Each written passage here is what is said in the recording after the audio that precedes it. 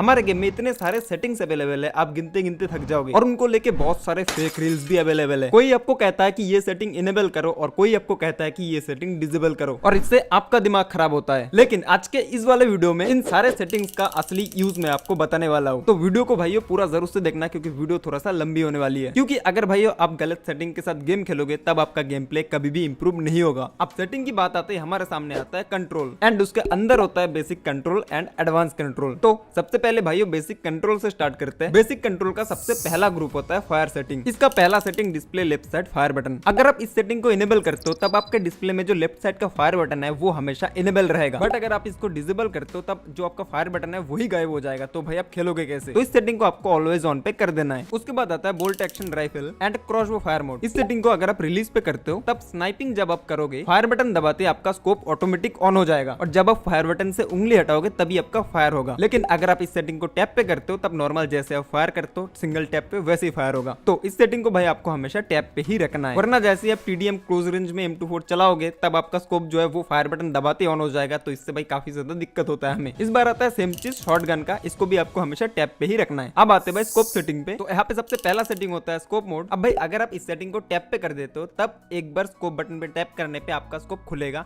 And then दोबारा tap करना पड़ेगा आपको स्कोप बंद करने के लिए। इस सेटिंग को अगर भाई आप होल्ड पे करते हो तब जब तक आप स्कोप बटन पे टैप करके रखोगे तब तक ही आपका स्कोप खुला रहेगा। छोड़ दोगे आपका स्कोप बंद हो जाएगा। बट इस सेटिंग को अगर भाई आप मिक्स पे रखते हो तब अगर आप स्कोप बटन पे एक बार सिंगल टैप करोगे तब आपका स्कोप खुला ही रहेगा, ठीक है। लेकिन अगर आप टैप करके रखते हो स्कोप बटन पे तब आपका स्कोप छोड़ने पे ही बंद हो जाएगा। मतलब टैप करके अगर आप रखोगे छोड़ने पे ही आपका स्कोप बंद हो जाएगा, समझ रहे हो ना। लेकिन भाई सबसे बेस्ट है होल्ड ऑप्शन, क्योंकि उसको अगर आप इनेबल करते हो मतलब होल्ड पे अगर आप करते हो तब भाई फटाफट से आपका स्कोप इन होता है, एंड जब तक आप टच करके रखोगे तब तक स्कोप खुला रहेगा, छोड़ दोगे स्कोप बंद हो जाएगा। अब इसके बाद है सबसे ज्यादा फेक रील बनने वाला setting, camera rotation wheel ADS. अब देखो इस सेटिंग का असली काम मैं आपको बताता हूँ। जैसे आप इस सेटिंग को इनेबल करोगे उसके बाद जैसे आप स्कोप ऑन करोगे उसके बाद स्कोप वाले बटन पे अगर आप उंगली थोड़ा सा इधर उधर घिसते हो, ठीक है, तब आपका जो स्कोप है वो लेफ्ट राइट होता रहेगा। इसका मतलब पैनिक सिचुएशन में अगर आपका टच थोड़ा सा इधर उधर होता है तब आपका एम चौक होगा। लेकिन इस सेटिंग को अगर आप डिसेबल करते हो स्कोप वाले बटन के ऊपर आप जितना मर्जी उतना थंब को रख करो, आपका स्कोप इधर उधर नहीं होगा जब तक आप उसको जायरो या फिर भाई एडीएस की मदद से इधर उधर नहीं करते हो। उसके बाद वाला सेटिंग क्विक स्कोप स्विच। इस सेटिंग को इनेबल करने पे आपके स्क्रीन पे एक अलग से बटन शो होगा। इस बटन पे अगर आप टैप करोगे तो आपके बैग में जितने भी सारे स्कोप है वो आपको यहाँ पे दिखाएगा, तो आप अपने हिसाब से स्कोप यहाँ से यूज कर सकते हो। उसके बाद आता है कैंडिडेट साइड बटन। अब रेड डॉट की तरह ये वाला स्कोप तो आपको कभी ना कभी मैप में मिला ही होगा। अब इसको अगर आप टैप टू यूज करते हो उसके बाद अगर आप इस वाले स्कोप इन बटन पे टैप करते हो तब आपका साइड स्कोप ही ऑन होगा। मानो आपके गन में रेड डॉट लगा हुआ है वो ऑन नहीं होगा। बट इसको टैप टू स्विच करने पे आप यहाँ से पहले सिलेक्ट कर सकते हो कि कौन सा स्कोप आपको यूज करना है, देन उसके बाद आप खोल सकते हो स्कोप को। तो मैं तो बोलूंगा इसको आप हमेशा टैप टू स्विच पे रखो, आपके लिए बेस्ट होगा। Next setting focal length adjustment. अब इससे बेसिकली 6x स्कोप ओपन करने पे एक बटन आपके स्क्रीन में शो होगा। टैप पे रखने पे एक बार आपको बटन पे टैप करना है, उसके बाद स्लाइडर की मदद से आपको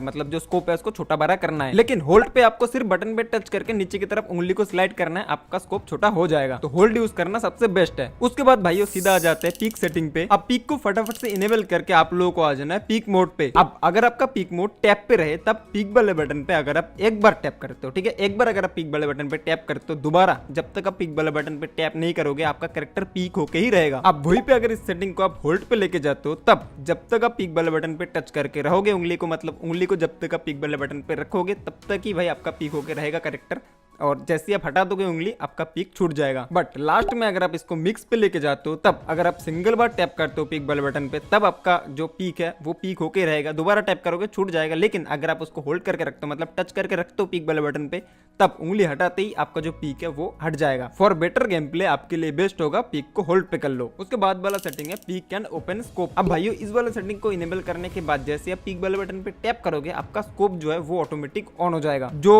2 फिंगर या फिर 3 फिंगर खेलते हैं उनके लिए भाई ये चीज हेल्पफुल हो सकता है। लेकिन अगर आपको क्लोज रेंज फाइट में पीक पक करना है तब आप नहीं कर पाओगे। क्लोज रेंज फाइट में अगर आप पीक करते हो तब आपका स्कोप खुल जाएगा और आपका एम चौक होगा। तो बेस्ट होगा कि ये वाला जो सेटिंग है इसको आप हमेशा डिसेबल करके रखो। उसके बाद आता है कैमरा रोटेशन व्हेन लीनिंग। अब इस सेटिंग को इनेबल करने पे अगर आप पीक करके जो पीक वाला बटन है उसके ऊपर उंगली को थोड़ा बहुत इधर उधर करते हो तब आपका जो पीक है वो भी इधर उधर होएगा और इससे आपका एम भी चौक होगा। लेकिन अगर आप इसको डिसेबल कर देते हो तब कोई भी दिक्कत नहीं है, पीक करो उसके बाद पीक वाले बटन के ऊपर जो कुछ भी करो, मतलब जो उंगली है उसको इधर उधर करो, कुछ भी नहीं होगा, आपका पीक पीक पे रहेगा। उसके बाद आता है भाई यूनिवर्सल मार्क। अब इसको इनेबल करने पे एक नया बटन आपके स्क्रीन में शो होगा। अगर आप कुछ भी चीजें मार्क वगैरह करना चाहते हो तब इस बटन से आप कर सकते हो, और इससे भाई आप अपने टीममेट को अलग अलग तरीके का कॉल भी दे सकते हो। तो ये बटन हेल्पफुल है, फटाफट से इनेबल कर लो। और साथ ही साथ अगर आप अपने टीममेट को लूट भी मार्क करना चाहते हो वो चीज भी भाई आप कर सकते हो इस वाले बटन की मदद से। उसके बाद आता है भाई हेडशॉट साउंड इफेक्ट। अब भाई इस सेटिंग को तो आपको इनेबल करके रखना है, क्योंकि जैसे भाई आप एनिमी को हेडशॉट मारोगे वैसे ही भाई टंग टंग करके एक साउंड आएगा जो कि भाई काफी ज्यादा सेटिस्फाइड है। उसके बाद आता है मर्च, क्राउच एंड प्रोन। अब इसको इनेबल करने पे आपका जो क्राउच बटन है उसी पे अगर आप लॉन्ग प्रेस करके रखोगे तब आपका जो कैरेक्टर है वो प्रोन कर जाएगा, अलग से आपका प्रोन बटन शो नहीं होगा। तो फालतू चीजें फटाफट से भाई इसको डिसेबल कर दो।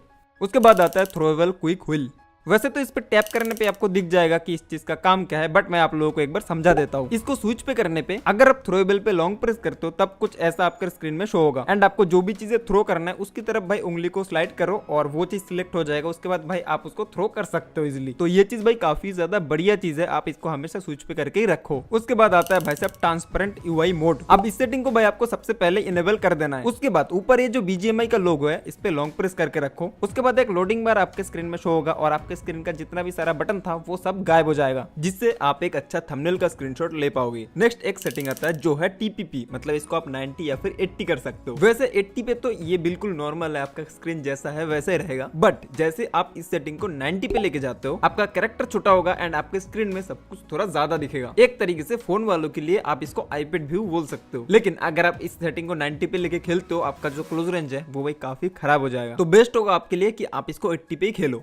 उसके बाद वाला सेटिंग सेम है लेकिन ये एफपीपी है। Next sprinting interrupt peak mode. अब मानो भाई साहब कि आप कहीं पे पीक करते हो, अब जॉयस्टिक को छेड़छाड़ करने पे अगर आपका जो येलो डॉट है वो अगर रेड तक चला जाता है तब आपका जो पीक है वो पूरी तरीके से छूट जाएगा। मतलब जॉयस्टिक को नीचे खींचने पे आपका पीक पीक पे रहेगा, लेकिन अगर आपका जॉयस्टिक थोड़ा सा ऊपर चला जाता है आपका पीक छूट जाएगा। लेकिन इस सेटिंग को अगर आप इनेबल कर देते हो तब पीक करने के बाद आप जॉयस्टिक को लेफ्ट राइट ऊपर नीचे कहीं पे भी लो आपका पीक नहीं छूटेगा। तो ये सेटिंग मुझे काफी ज्यादा बढ़िया लगता है और मैं इसको इनेबल करके खेलता हूँ और मैं आपको बोलूंगा कि इसको इनेबल करके ही खेलो। उसके बाद जो सेटिंग आता है वो आता है भाई एम असिस्ट, मतलब फायरिंग के टाइम पे ये फीचर आपका एम एनिमी की तरफ खींचेगा। बट कुछ चीजें आपको यहाँ पे जानना जरूरी है कि इस सेटिंग को अगर आप इनेबल करके खेलते हो तब आपको दिक्कत होगा, क्योंकि ये सिर्फ बॉडी की तरफ ही खींचता है एम को। साथ ही साथ कॉम्पी में ये बंद रहता है, किसी भी टीडीएम टूर्नामेंट में ये बंद रहता है। उसके बाद आता है भाई ऑटो मार्क हिट लोकेशन। इसको आप जैसे इनेबल करके खेलोगे किसी भी एनिमी पे अगर आप एक बार फायर करते हो उस एनिमी के ऊपर एक मार्क लग जाएगा ऑटोमेटिक, जिससे आपके टीममेट को भी पता चलेगा कि वहां पे एक एनिमी है। तो अगर आप चाहते हो कि आपका किल ज्यादा चोरी ना हो तब इस सेटिंग को आप डिसेबल करके खेलो, लेकिन अगर आप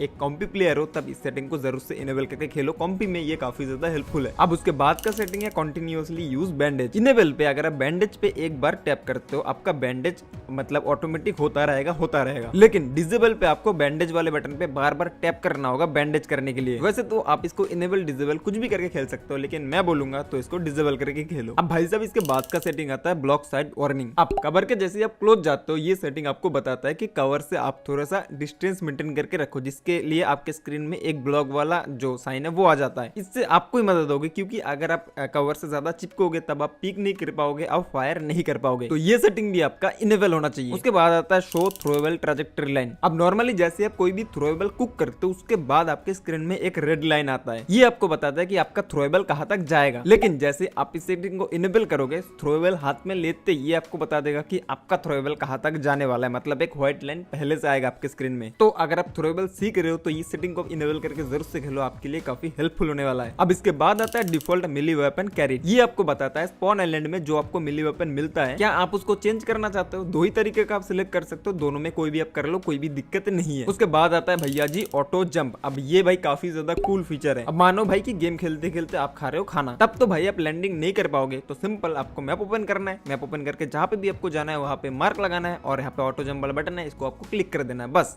उसके बाद गेम जो है वो आपको मतलब खुद ब खुद ही लैंडिंग करा देगा। लेकिन याद रखना जिस तरीके से आप फास्ट लैंडिंग करते हो नॉर्मली उस तरीके से ये फास्ट लैंडिंग नहीं कराएगा, इसका लैंडिंग थोड़ा सा स्लो होगा। तो इस सेटिंग को आप इनेबल करके रखना, ठीक है, जैसे आपको जरूरत पड़े आप इसको यूज कर सकते हो। अब आता है डिफॉल्ट पैराशूट फॉलो। इसको भी आप इनेबल करके रखो, इससे क्या होगा कि आपका जो टीममेट है उसको आप ऑटोमेटिक फॉलो कर लोगे भाई लैंडिंग करने से पहले स्पॉन आइलैंड में। अब उसके बाद आता है जायरोस्कोप सेटिंग पे सबसे पहले जायरोस्कोप रिवर्स। तो भाई फटाफट से इस सेटिंग को अभी के अभी डिसेबल करो, क्योंकि ये भाई बहुत ही गंदा सेटिंग है। अब नॉर्मल आप जिस तरीके से जायरोस्कोप कंट्रोल करते हो फोन को नीचे की तरफ टिल्ट करके, सामने की तरफ टिल्ट करके, लेकिन इसको अगर आप इनेबल करते हो तब आपको फोन को ऊपर की तरफ उठाना पड़ेगा अगर आप जायरोस्कोप कंट्रोल करना चाहते हो तब। अब भाई मुझे नहीं पता कि इस सेटिंग को कौन यूज करेगा, लेकिन अगर आपने खुद लिया आप यूज कर सकते हो। उसके बाद सेटिंग आता है भाई एम फीचर। इसको अगर आप इनेबल करते हो आपके स्क्रीन में एक नया बटन शो होगा। इसको टैप करोगे तो आपको यहाँ पे शोल्डर व्यू आएगा लाइक GTA 5 वगैरह। लेकिन इस पे टैप करके अगर आप भाई कभी भी जिगल देते हो तब आपका जिगल काफी स्लो हो जाएगा और बंदा आपको इजी ट्रेस कर लेगा। और आपको पता है कि BGMI में जिगल बहुत ही ज्यादा जरूरी है, तो आप भाई इसको डिसेबल करके खेलना। अब भाई उसके बाद का सेटिंग आता है जंप एंड क्लाइंब। इसको अगर आप सेपरेट करते हो तब आपके स्क्रीन में एक ही जंप बटन शो होगा। कहीं पे आपको क्लाइंब करना है उसके पास जाओगे, जो जंप बटन है वो क्लाइंब बटन में बदल जाएगा। उसके ऊपर जंप करके चढ़ने के लिए आपको दूर से ही जंप लेना पड़ेगा। पास में जाके अगर आप जंप करोगे तब भाई आपका ऑटोमेटिक क्लाइंब ही हो जाएगा, जिसकी वजह से आपको कवर फाइट लेने में काफी ज्यादा दिक्कत होगी। इसलिए इस सेटिंग को सेपरेट पे सेट करो, क्योंकि सेपरेट पे दो बटन आपको दिखेगा, एक जंप का एक क्लाइंब का। उसके बाद जो सेटिंग आता है वो आता है क्विक थ्रो। इस सेटिंग को अगर आप इनेबल करते हो उसके बाद जो आपका थ्रोएबल है उस पर अगर आप लॉन्ग प्रेस करके रखोगे तो आपका थ्रोएबल ऑटोमेटिक जो मतलब थ्रो होना है वो स्टार्ट हो जाएगा। आपको अलग से फायर बटन दबाने की जरूरत नहीं है, बस थ्रोएबल सिलेक्ट करो, उस पर लॉन्ग प्रेस करो